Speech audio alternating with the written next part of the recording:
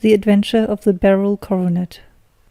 "Holmes," said I, as I stood one morning in our bow window, looking down the street, "here is a madman coming along. It seems rather sad that his relatives should allow him to come out alone." My friend rose lazily from his armchair and stood with his hands in the pockets of his dressing gown, looking over my shoulder.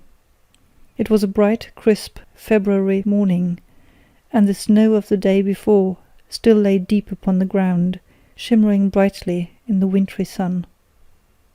Down the centre of Baker Street it had been ploughed into a brown, crumbly band by the traffic. But at either side and on the heaped-up edges of the footpaths it still lay as white as when it fell. The grey pavement had been cleaned and scraped, but was still dangerously slippery, so that there were fewer passengers than usual.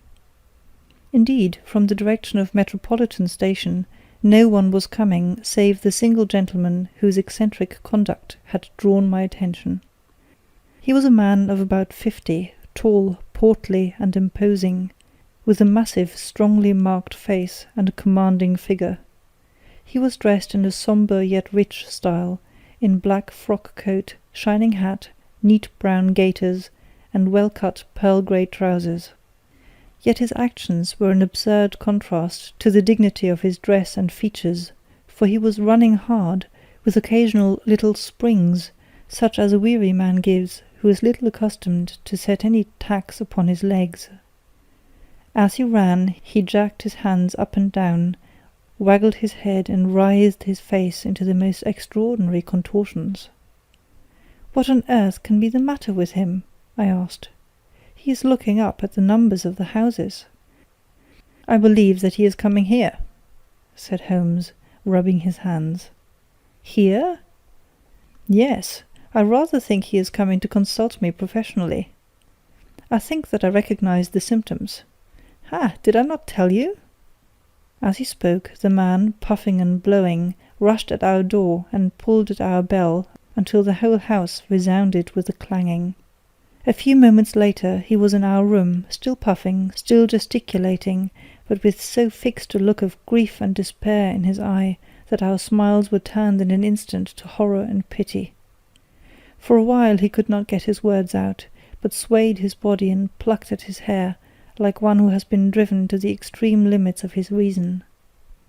Then, suddenly springing to his feet, he beat his head against the wall with such force that we both rushed upon him and tore him away to the centre of the room.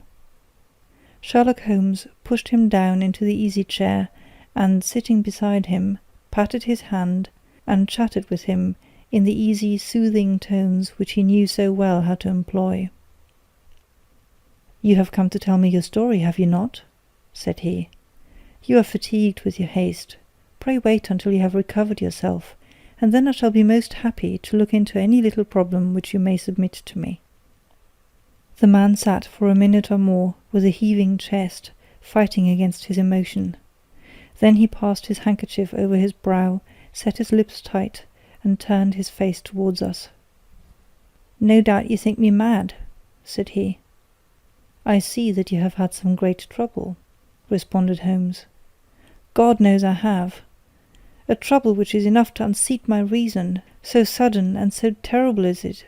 Public disgrace I might have faced, although I am a man whose character has never yet borne a stain. Private affliction also is the lot of every man, but the two coming together, and in so frightful a form, have been enough to shake my very soul. Besides, it is not I alone. The very noblest in the land may suffer, unless some way be found out of this horrible affair." "Pray compose yourself, sir," said Holmes, "and let me have a clear account of who you are and what it is that has befallen you." "My name," answered our visitor, "is probably familiar to your ears. I am Alexander Holder, of the bank firm of Holder and Stevenson, of Threadneedle Street." The name was indeed well known to us as belonging to the senior partner in the second largest private banking concern in the city of London. What could have happened, then, to bring one of the foremost citizens of London to this most pitiable pass? We waited, all curiosity, until with another effort he braced himself to tell his story. "I feel that time is of value," said he. "That is why I hastened here when the police inspector suggested that I should secure your cooperation. I came to Baker Street by the Underground and hurried from here on foot, for the cabs go slowly through this snow. That is why I was so out of breath, for I am a man who takes very little exercise. I feel better now, and will put the facts before you as shortly and yet as clearly as I can. It is of course well known to you that in a successful banking business, as much depends upon our being able to find remunerative investments for our funds, as upon our increasing our connection and the number of our depositors. One of our most lucrative means of laying out money is in the shape of loans, where the security is unimpeachable. We have done a good deal in this direction during the last few years, and there are many noble families to whom we have advanced large sums upon the security of their pictures, libraries, or plate. Yesterday morning I was seated in my office at the bank when a card was brought to me by one of the clerks. I started when I saw the name, for it was that of none other than— well, perhaps even to you I had better say no more than that it was a name which is a household word all over the earth, one of the highest, noblest, most exalted names in England. I was overwhelmed by the honour and attempted, when he entered, to say so, but he plunged at once into business, with the air of a man who wishes to hurry quickly through a disagreeable task. "Mr. Holder," said he, "I have been informed that you are in the habit of advancing money." "The firm does so when the security is good," I answered. "It is absolutely essential to me," said he, "that I should have £50,000 at once. I could, of course, borrow so trifling a sum 10 times over from my friends, but I much prefer to make it a matter of business and so carry out that business myself. In my position you can readily understand that it is unwise to place one's self under obligations." "For how long, may I ask, do you want this sum?" I asked. "Next Monday I have a large sum due to me, and I shall then most certainly repay what you advance, with whatever interest you think is right to charge. But it is very essential to me that the money should be paid at once." "I should be happy to advance it without further parley from my own private purse," said I, "were it not that the strain would be rather more than I could bear. If, on the other hand, I am to do it in the name of the firm, then in justice to my partner, I must insist that, even in your case, every business-like precaution should be taken." "I should much prefer to have it so," said he, raising up a square, black morocco case which he had laid beside his chair. "You have doubtless heard of the Beryl Coronet." "One of the most precious public possessions of the Empire," said I. "Precisely." He opened the case, and there, embedded in soft flesh-coloured velvet, lay the magnificent piece of jewellery which he had named. "There are 39 enormous barrels," said he, "and the price of the gold chasing is incalculable. The lowest estimate would put the worth of the coronet at double the sum which I have asked. I am prepared to leave it with you as my security." I took the precious case into my hands, and looked in some perplexity from it to my illustrious client. "You doubt its value?" he asked. "Not at all. I only doubt the propriety of my leaving it. You may set your mind at rest about that. I should not dream of doing so, were it not absolutely certain that I should be able in 4 days to reclaim it. It is a pure matter of form. Is the security sufficient? Ample. You understand, Mr. Holder, that I am giving you a strong proof of the confidence which I have in you, founded upon all that I have heard of you. I rely upon you not only to be discreet and to refrain from all gossip upon the matter, but above all to preserve this coronet with every possible precaution, because I need not say that a great public scandal would be caused if any harm were to befall it. Any injury to it would be almost as serious as its complete loss, for there are no beryls in the world to match these, and it would be impossible to replace them. I leave it with you, however, with every confidence, and I shall call for it in person on Monday morning." Seeing that my client was anxious to leave, I said no more, but, calling for my cashier, I ordered him to pay over 51,000 notes.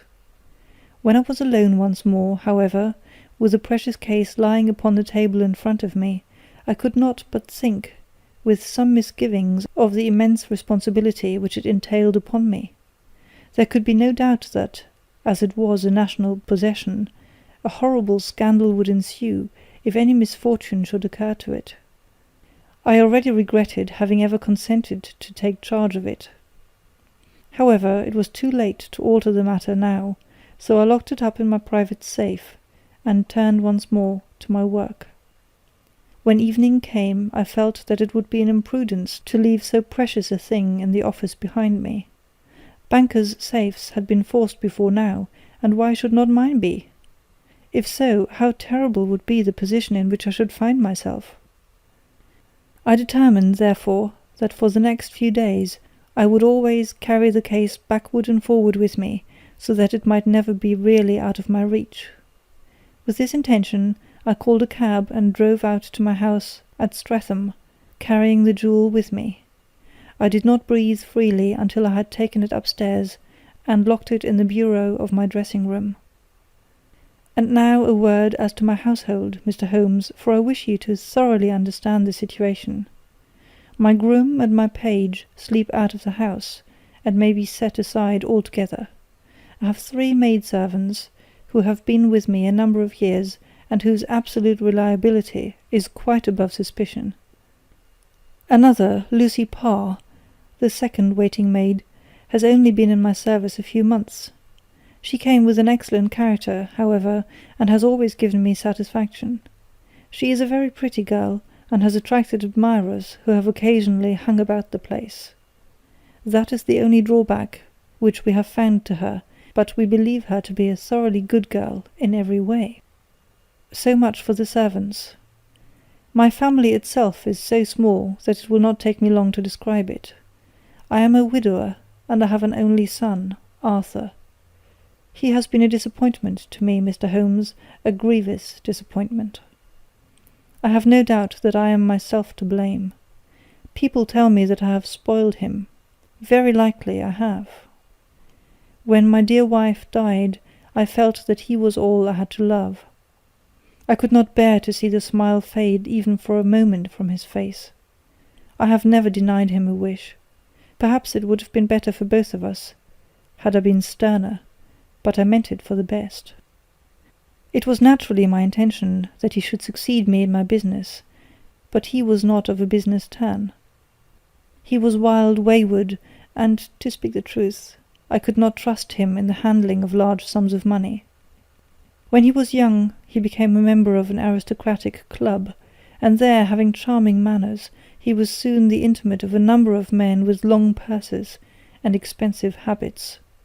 He learned to play heavily at cards, and to squander money on the turf, until he had again and again to come to me, and implore me to give him an advance upon his allowance, that he might settle his debts of honour.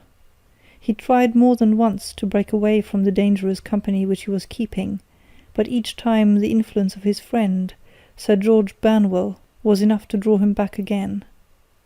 And indeed I could not wonder that such a man as Sir George Banwell should gain an influence over him, for he has frequently brought him to my house, and I have found myself that I could hardly resist the fascination of his manner. He is older than Arthur, a man of the world to his finger-tips, one who had been everywhere, seen everything, a brilliant talker, and a man of great personal beauty. Yet when I think of him in cold blood, far away from the glamour of his presence, I am convinced from his cynical speech, and the look which I may have caught in his eyes, that he is one who should be deeply distrusted. So I think, and so too thinks my little Mary, who has a woman's quick insight into character. And now there is only she to be described. She is my niece, but when my brother died 5 years ago, and left her alone in the world, I adopted her, and have looked upon her ever since as my daughter.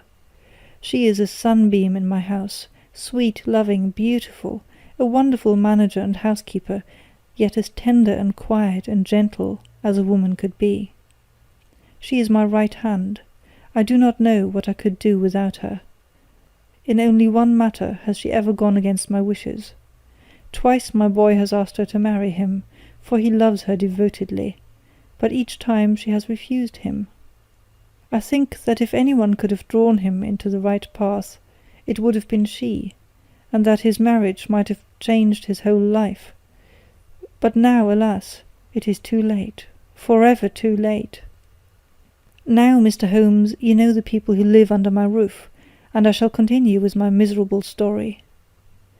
When we were taking coffee in the drawing-room that night after dinner, I told Arthur and Mary my experience, and of the precious treasure which we had under our roof, suppressing only the name of my client.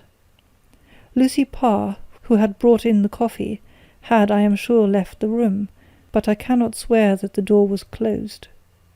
Mary and Arthur were much interested, and wished to see the famous coronet, but I thought it better not to disturb it. "Where have you put it?" asked Arthur. "In my own bureau."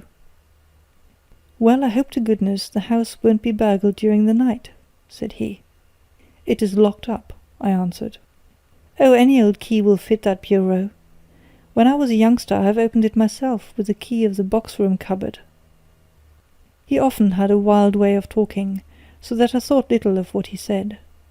He followed me to my room, however, that night with a very grave face. "Look here, Dad," said he with his eyes cast down, "can you let me have £200? "No, I cannot," I answered sharply. "I have been far too generous with you in money matters." "You have been very kind," said he, "but I must have this money, or else I can never show my face inside the club again." "And a very good thing too," I cried. "Yes, but you would not have me leave it a dishonoured man," said he. "I could not bear the disgrace. I must raise the money in some way, and if you will not let me have it, then I must try other means." I was very angry, for this was the third demand during the month. "You shall not have a farthing from me," I cried, on which he bowed and left the room without another word. When he was gone I unlocked my bureau, made sure that my treasure was safe, and locked it again. Then I started to go round the house to see that all was secure, a duty which I normally leave to Mary, but which I thought it well to perform myself that night. As I came down the stairs I saw Mary herself at the side window of the hall, which she closed and fastened as I approached. "Tell me, Dad," she said, looking, I thought, a little disturbed, "did you give Lucy, the maid, leave to go out tonight?" "Certainly not. She came in just now by the back door. I have no doubt that she has only been to the side gate to see someone, but I think that it is hardly safe, and should be stopped.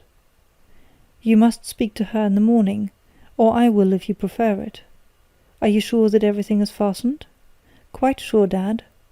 "Then good night." I kissed her and went up to my bedroom again, where I was soon asleep. I am endeavouring to tell you everything, Mr. Holmes, which may have any bearing upon the case, but I beg that you will question me upon any point which I do not make clear. On the contrary, your statement is singularly lucid. I come to a part of my story now which I should wish to be particularly so. I am not a very heavy sleeper, and the anxiety in my mind tended, no doubt, to make me even less so than usual. About 2 in the morning, then, I was awakened by some sound in the house. It had ceased ere I was wide awake, but it had left an impression behind, as though a window had gently closed somewhere. I lay listening with all my ears. Suddenly, to my horror, there was a distinct sound of footsteps moving softly in the next room. I slipped out of bed, all palpitating with fear, and peeped round the corner of my dressing-room door. "Arthur!" I screamed. "You villain! You thief! How dare you touch that coronet?" The gas was half up, as I had left it, and my unhappy boy, dressed only in his shirt and trousers, was standing beside the light, holding the coronet in his hands. He appeared to be wrenching at it, or bending it with all his strength. At my cry he dropped it from his grasp, and turned as pale as death. I snatched it up and examined it. One of the gold corners, with 3 of the beryls in it, was missing. "You blackguard!" I shouted, beside me with rage. "You have destroyed it! You have dishonoured me forever! Where are the jewels which you have stolen?" "Stolen!" he cried. "Yes, thief!" I roared, shaking him by the shoulder. "There are none missing. There cannot be any missing," said he. "There are 3 missing, and you know where they are. Must I call you a liar as well as a thief? Did I not see you trying to tear off another piece?" "You have called me names enough," said he. "I will not stand it any longer. I shall not say another word about this business, since you have chosen to insult me. I will leave your house in the morning, and make my own way in the world." "You shall leave it in the hands of the police," I cried, half mad with grief and rage. "I shall have this matter probed to the bottom." "You shall learn nothing from me," said he with a passion such as I should not have thought was in his nature.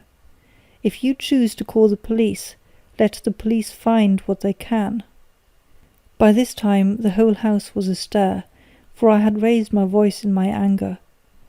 Mary was the first to rush into my room, and at the sight of the coronet and of Arthur's face, she read the whole story, and with a scream fell down senseless on the ground. I sent the housemaid for the police, and put the investigation into their hands at once.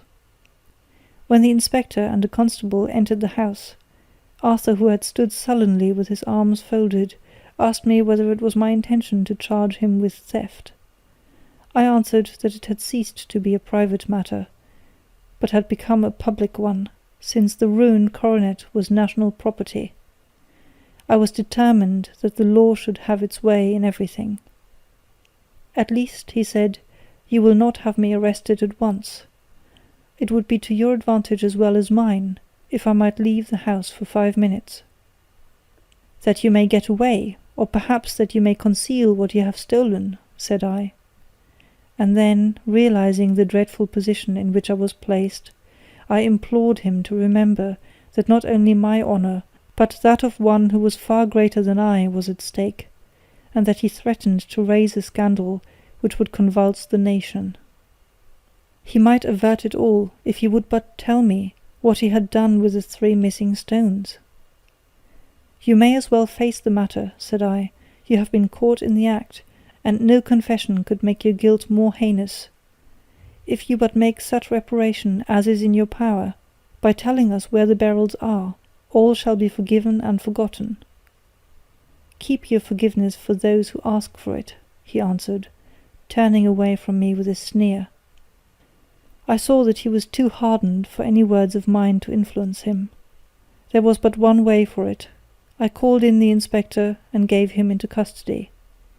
A search was made at once, not only of his person, but of his room, and of every portion of the house where he could possibly have concealed the gems, but no trace of them could be found, nor would the wretched boy open his mouth for all our persuasions and our threats.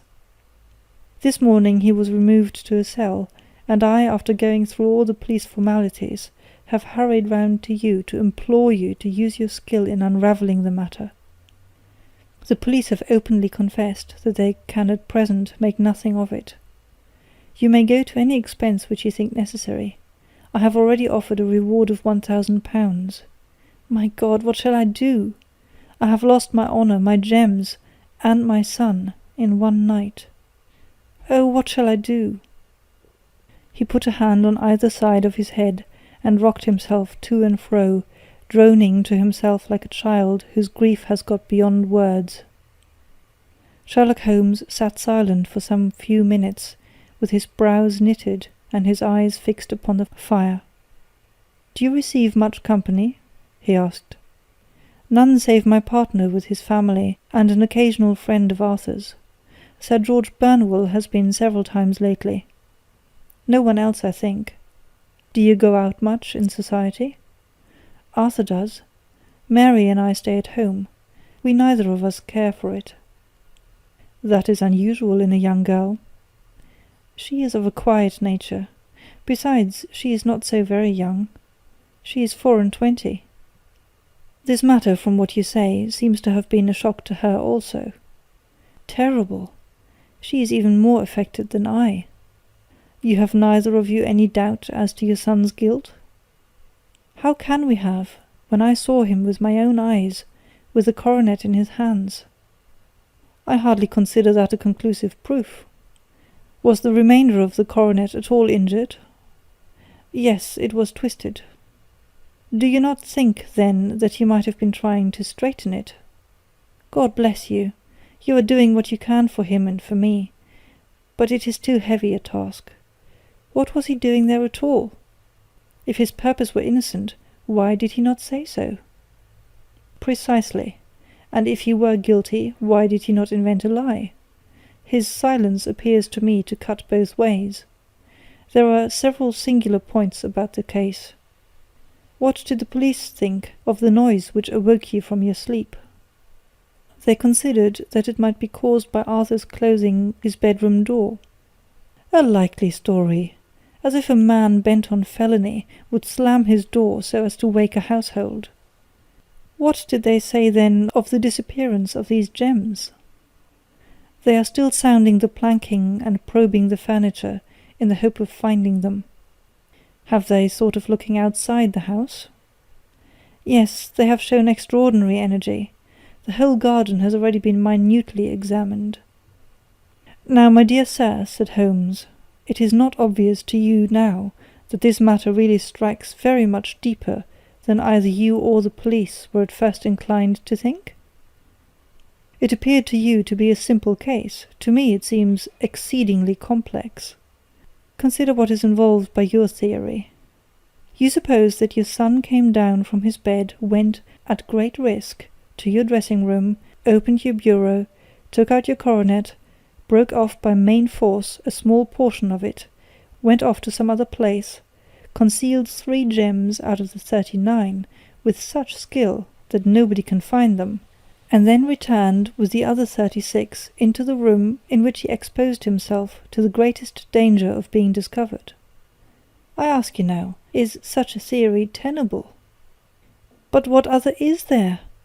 cried the banker with a gesture of despair. "If his motives were innocent, why does he not explain them?" "It is our task to find that out," replied Holmes. "So now, if you please, Mr. Holder, we will set off for Streatham together, and devote an hour to glancing a little more closely into details."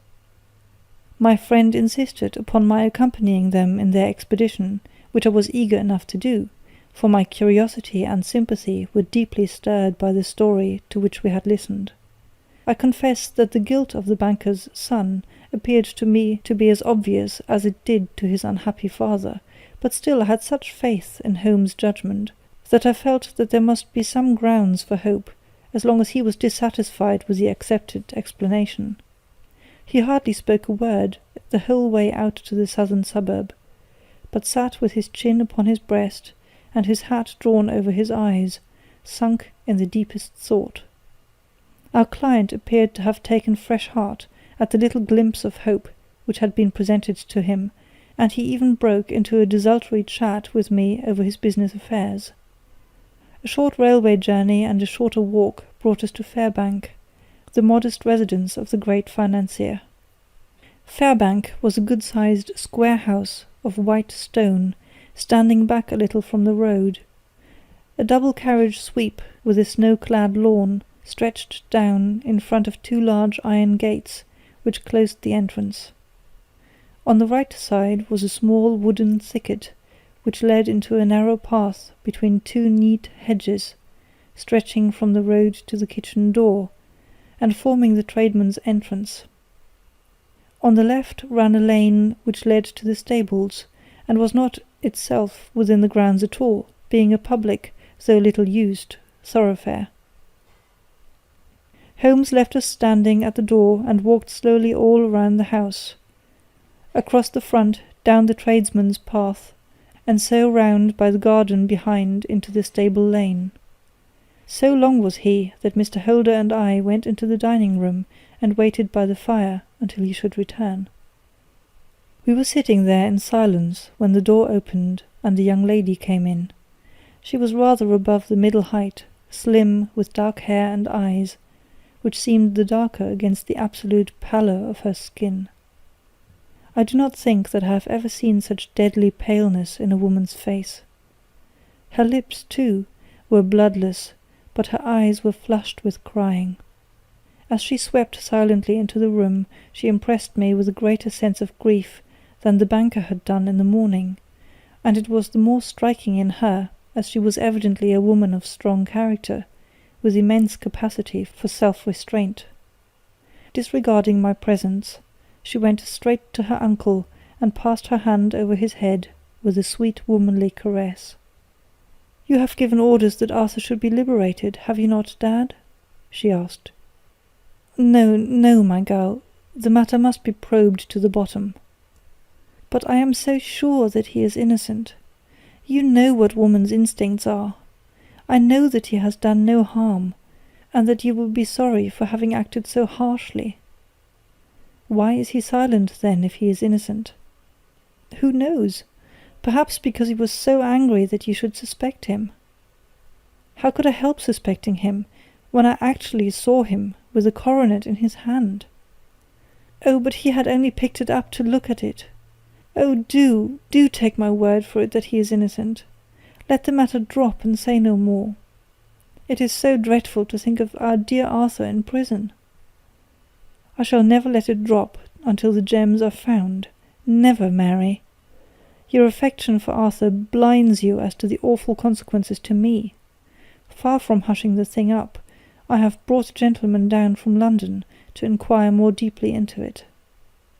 "This gentleman?" she asked, facing round to me. "No, his friend. He wished us to leave him alone. He is round in the stable lane now." "The stable lane?"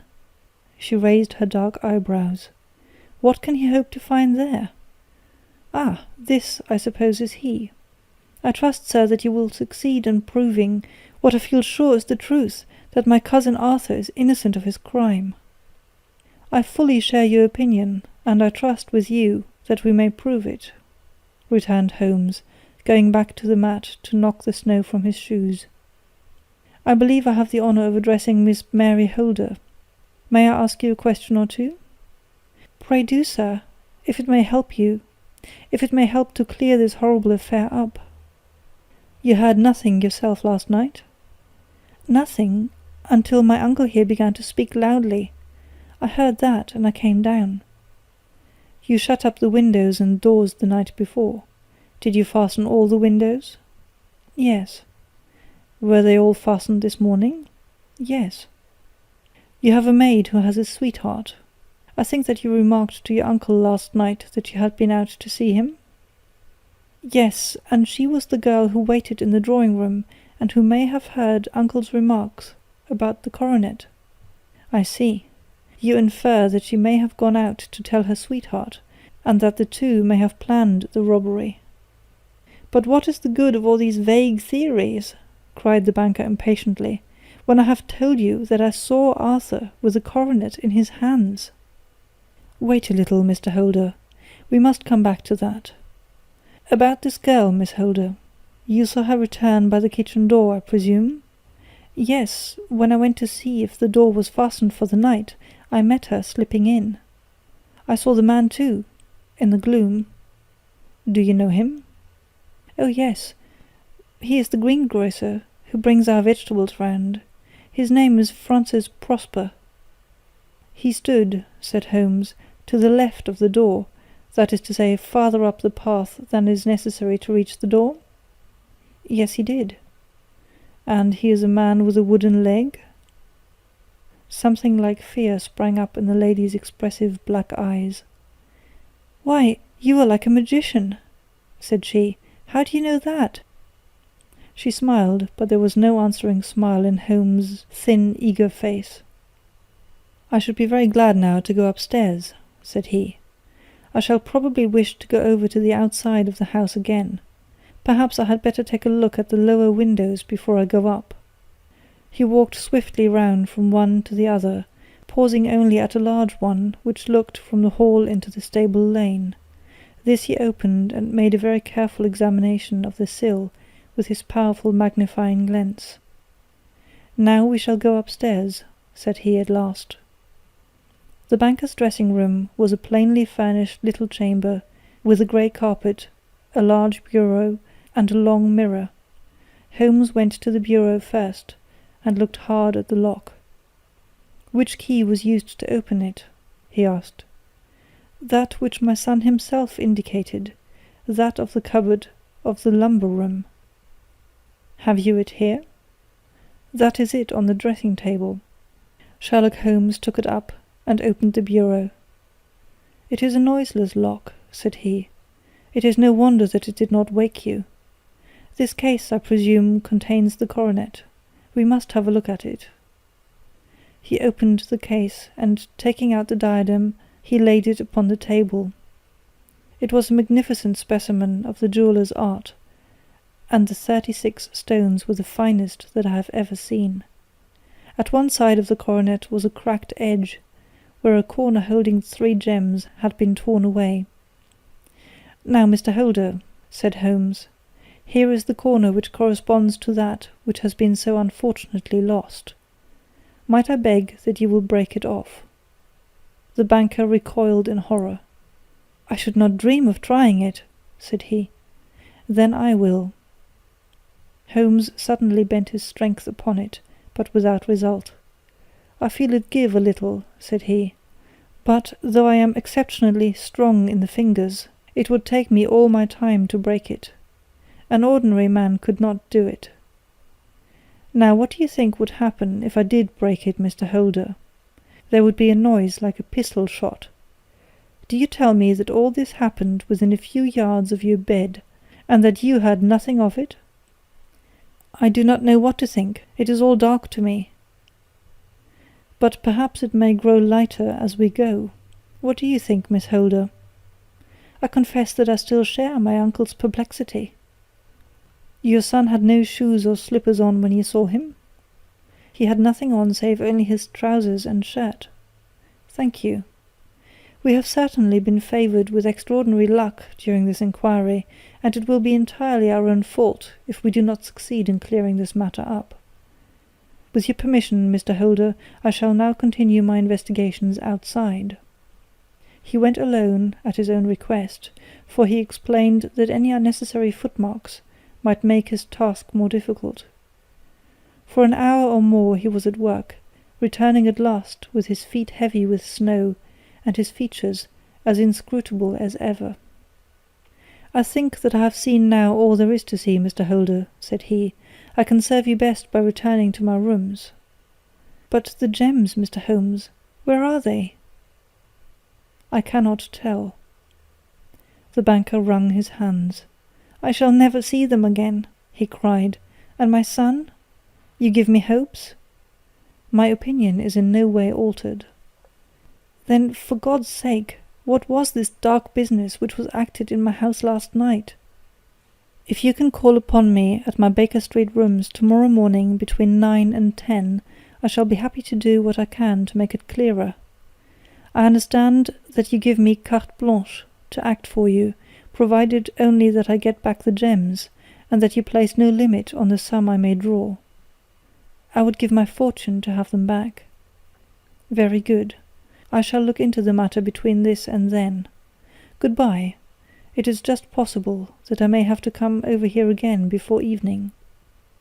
It was obvious to me that my companion's mind was now made up about the case, although what his conclusions were was no more than I could even dimly imagine. Several times during our homeward journey I endeavoured to sound him upon the point, but he always glided away to some other topic, until at last I gave it over in despair. It was not yet 3 when we found ourselves in our rooms once more. He hurried to his chamber, and was down again in a few minutes, dressed as a common loafer, with his collar turned up, his shiny seedy coat, his red cravat, and his worn boots. he was a perfect sample of the class. "I think that this should do," said he, glancing into the glass above the fireplace. "I only wish that you could come with me, Watson, but I fear that it won't do. I may be on my trail in this matter, or I may be following a will-o'-the-wisp, but I shall soon know which it is. I hope that I may be back in a few hours." He cut a slice of beef from the joint upon the sideboard, sandwiched it between 2 rounds of bread, and thrusting this rude meal into his pocket, he started off upon his expedition. I had just finished my tea when he returned, evidently in excellent spirits, swinging an old elastic-sided boot in his hand. He chucked it down into a corner, and helped himself to a cup of tea. "I only looked in as I passed," said he. "I am going right on." "Where to?" "Oh, to the other side of the West End. It may be some time before I get back. Don't wait up for me in case I should be late." "How are you getting on?" "Oh, so-so. Nothing to complain of. I have been out to Streatham since I saw you last, but I did not call at the house." "It is a very sweet little problem, and I would not have missed it for a good deal. However, I must not sit gossiping here, but must get these disreputable clothes off, and return to my highly respectable self." I could see by his manner that he had stronger reasons for satisfaction than his words alone would imply. His eyes twinkled, and there was even a touch of colour upon his sallow cheeks. He hastened upstairs, and a few minutes later I heard the slam of the hall door, which told me that he was off once more upon his congenial hunt. I waited until midnight, but there was no sign of his return, so I retired to my room. It was no uncommon thing for him to be away for days and nights on end when he was hot upon a scent, so that his lateness caused me no surprise. I do not know at what hour he came in, but when I came down to breakfast in the morning, there he was with a cup of coffee in one hand and the paper in the other, as fresh and trim as possible. "You will excuse my beginning without you, Watson," said he, "but you remember that our client has rather an early appointment this morning." "Why, it is after 9 now," I answered. "I should not be surprised if that were he. I thought I heard a ring." It was indeed our friend the financier. I was shocked by the change which had come over him, for his face, which was naturally of a broad and massive mould, was now pinched and fallen in, while his hair seemed to me at least a shade whiter. He entered with a weariness and lethargy which was even more painful than his violence of the morning before, and he dropped heavily into the armchair which I pushed forward for him. "I do not know what I have done to be so severely tried," said he. "Only 2 days ago I was a happy and prosperous man, without a care in the world. Now I am left to a lonely and dishonoured age. One sorrow comes close upon the heels of another. My niece Mary has deserted me." "Deserted you?" "Yes.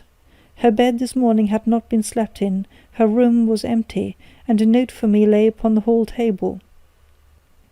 I had said to her last night, in sorrow and not in anger, that if she had married my boy all might have been well with him. Perhaps it was thoughtless of me to say so. It is to that remark that she refers in this note. My dearest uncle, I feel that I have brought trouble upon you, and that if I had acted differently, this terrible misfortune might never have occurred. I cannot, with this thought in my mind, ever again be happy under your roof, and I feel that I must leave you forever. Do not worry about my future, for that is provided for, and above all do not search for me, for it will be fruitless labour and an ill service to me. In life or in death, I am ever your loving Mary. What could she mean by that note, Mr. Holmes? Do you think it points to suicide? No, nothing of the kind. It is perhaps the best possible solution. I trust, Mr. Holder, that you are nearing the end of your troubles. Ha! You say so. You have heard something, Mr. Holmes, you have learned something. Where are the gems? You would not think £1,000 apiece an excessive sum for them? I would pay 10. That would be unnecessary. 3,000 will cover the matter. And there is a little reward, I fancy. Have you your cheque-book? Here is a pen. Better make it out for £4,000. With a dazed face, the banker made out the required cheque. Holmes walked over to his desk, took out a little triangular piece of gold with 3 gems in it, and threw it down upon the table. With a shriek of joy, our client clutched it up. "You have it!" he gasped. "I am saved! I am saved!" The reaction of joy was as passionate as his grief had been, and he hugged his recovered gems to his bosom.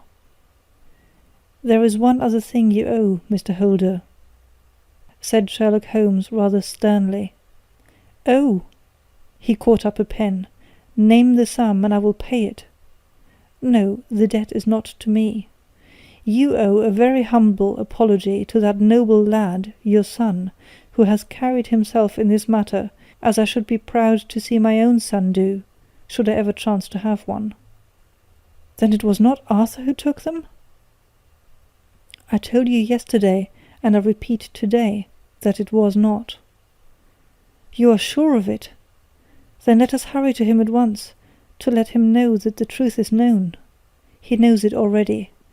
When I had cleared it up, I had an interview with him, and finding that he would not tell me the story, I told it to him, on which he had to confess that I was right, and to add the very few details which were not yet quite clear to me. Your news of this morning, however, may open his lips. For heaven's sake, tell me then, what is this extraordinary mystery?"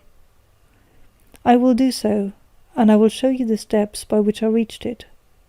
And let me say to you first, that which it is hardest for me to say and for you to hear. There has been an understanding between Sir George Banwell and your niece Mary. They have now fled together." "My Mary? Impossible." "It is unfortunately more than possible, it is certain. Neither you nor your son knew the true character of this man when you admitted him into your family circle.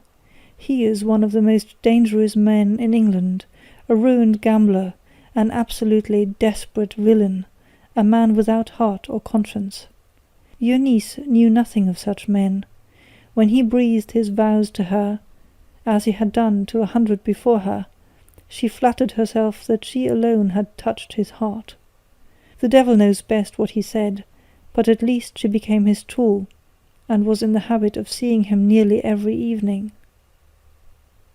"I cannot and I will not believe it," cried the banker with an ashen face. "I will tell you, then, what occurred in your house last night. Your niece, when you had, as she thought, gone to your room, slipped down and talked to her lover through the window which leads into the stable lane. His footmarks had pressed right through the snow, so long had he stood there. She told him of the coronet. His wicked lust for gold kindled at the news, and he bent her to his will. I have no doubt that she loved you, but there are women in whom the love of a lover extinguishes all other loves, and I think that she must have been one. She had hardly listened to his instructions when she saw you coming downstairs, on which she closed the window rapidly, and told you about one of the servants' escapade with her wooden-legged lover, which was all perfectly true. Your boy, Arthur, went to bed after his interview with you, but he slept badly on account of his uneasiness about his club debts. In the middle of the night he heard a soft tread pass his door, so he rose and, looking out, was surprised to see his cousin walking very stealthily along the passage until she disappeared into your dressing-room. Petrified with astonishment, the lad slipped on some clothes and waited there in the dark to see what would come of this strange affair. Presently she emerged from the room again, and in the light of the passage lamp your son saw that she carried the precious coronet in her hands. She passed down the stairs, and he, thrilling with horror, ran along and slipped behind the curtain near your door, whence he could see what passed in the hall beneath. He saw her stealthily open the window, hand out the coronet to someone in the gloom, and then, closing it once more, hurry back to her room, passing quite close to where he stood, hid behind the curtain. As long as she was on the scene, he could not take any action without a horrible exposure of the woman whom he loved. But the instant that she was gone, he realized how crushing a misfortune this would be for you, and how all-important it was to set it right. He rushed down, just as he was, in his bare feet, opened the window, sprang out into the snow, and ran down the lane, where he could see a dark figure in the moonlight. Sir George Banwell tried to get away, but Arthur caught him, and there was a struggle between them, your lad tugging at one side of the coronet, and his opponent at the other. In the scuffle, your son struck Sir George and cut him over the eye. Then something suddenly snapped, and your son, finding that he had the coronet in his hands, rushed back, closed the window, ascended to your room, and had just observed that the coronet had been twisted in the struggle, and was endeavouring to straighten it, when you appeared upon the scene. "Is it possible?" gasped the banker. You then roused his anger by calling him names at a moment when he felt that he had deserved your warmest thanks. He could not explain the true state of affairs without betraying one who certainly deserved little enough consideration at his hands. He took the more chivalrous view, however, and preserved her secret. "And that was why she shrieked and fainted when she saw the coronet," cried Mr. Holder. "Oh my God, what a blind fool I have been! And his asking to be allowed to go out for 5 minutes. The dear fellow wanted to see if the missing piece were at the scene of the struggle. How cruelly I have misjudged him." "When I arrived at the house," continued Holmes, "I at once went very carefully round it to observe if there were any traces in the snow which might help me. I knew that none had fallen since the evening before, and also that there had been a strong frost to preserve impressions. I passed along the tradesman's path, but found it all trampled down and indistinguishable. Just beyond, however, at the far side of the kitchen door, a woman had stood and talked with a man, whose round impressions on one side showed that he had a wooden leg. I could even tell that he had been disturbed, for the woman had run back swiftly to the door, as was shown by the deep toe and light heel marks, while Wooden Leg had waited a little and then had gone away. I thought at the time that this might be the maid and her sweetheart, of whom you had already spoken to me, and inquiry showed it was so.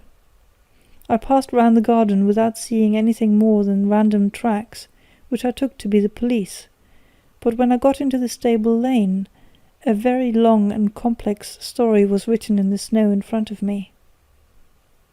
There was a double line of tracks of a booted man, and a second double line, which I saw with delight, belonged to a man with naked feet.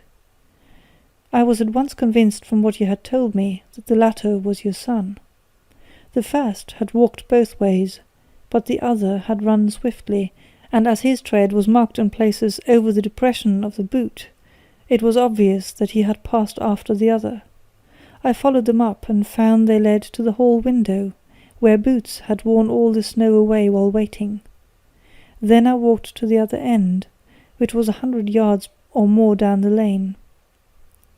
I saw where Boots had faced round, where the snow was cut up as though there had been a struggle, and, finally, where a few drops of blood had fallen to show me that I was not mistaken.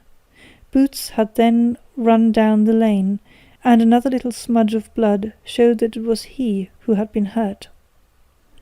When he came to the high road at the other end, I found that the pavement had been cleared, so there was an end to that clue. On entering the house, however, I examined, as you remember, the sill and framework of the hall window with my lens, and I could at once see that someone had passed out. I could distinguish the outline of an instep, where the wet foot had been placed in coming in. I was then beginning to be able to form an opinion as to what had occurred. A man had waited outside the window, Someone had brought the gems. The deed had been overseen by your son. He had pursued the thief, had struggled with him. They had each tugged at the coronet, their united strength causing injuries which neither alone could have effected. He had returned with a prize, but had left a fragment in the grasp of his opponent. So far I was clear. The question now was, who was the man, and who was it brought him the coronet? It is an old maxim of mine, that when you have excluded the impossible, whatever remains, however improbable, must be the truth. Now I knew that it was not you who had brought it down, so there only remained your niece and the maids. And if it were the maids, why should your son allow himself to be accused in their place? There could be no possible reason. As he loved his cousin, however, there was an excellent explanation why he should retain her secret, the more so as the secret was a disgraceful one. When I remembered that you had seen her at that window, and how she had fainted on seeing the coronet again, my conjecture became a certainty. And who could it be who was her confederate? A lover, evidently, for who else could outweigh the love and gratitude which she must feel for you? I knew that you went out little, and that your circle of friends was a very limited one. But among them was Sir George Burnwell. I had heard of him before as a man of evil reputation among women. It must have been he who wore those boots and retained the missing gems. Even though he knew that Arthur had discovered him, he might still flatter himself that he was safe, for the lad could not say a word without compromising his own family. Well, your own good sense will suggest what measures I took next. I went in the shape of a loafer to Sir George's house, managed to pick up an acquaintance with his valet, learned that his master had cut his head the night before, and finally, at the expense of 6 shillings, made all sure by buying a pair of his cast-off shoes. With these I journeyed down to Streatham, and saw that they exactly fitted the tracks. "I saw an ill-dressed vagabond on the lane yesterday evening," said Mr. Holder. "Precisely, it was I. I found that I had my man, so I came home and changed my clothes. It was a delicate part which I had to play then, for I saw that prosecution must be avoided to avert scandal, and I knew that so astute a villain would see that our hands were tied in the matter. I went and saw him. At first, of course, he denied everything. But when I gave him every particular that had occurred, he tried to bluster, and took down a life-preserver from the wall. I knew my man, however, and I clapped a pistol to his head before he could strike. Then he became a little more reasonable. I told him that we would give him a price for the stones he held, £1,000 apiece. That brought out the first signs of grief that he had shown. 'Why, dash it all,' said he, 'I've let them go at 600 for the 3. I soon managed to get the address of the receiver who had them, on promising him that there would be no prosecution. Off I set to him, and after much chaffering I got our stones at £1,000 apiece. Then I looked in upon your son, told him that all was right, and eventually got to my bed at about 2 o'clock, after what I may call a really hard day's work. A day which has saved England from a great public scandal,' said the banker, rising.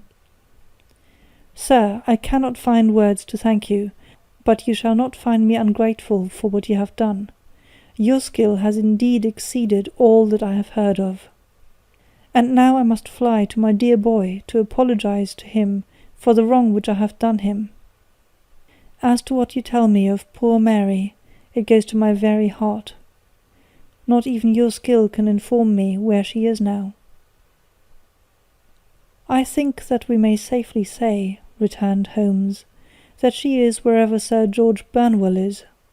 It is equally certain, too, that whatever her sins are, they will soon receive a more than sufficient punishment.' End of The Beryl Coronet. Read by Gesine in December 2006.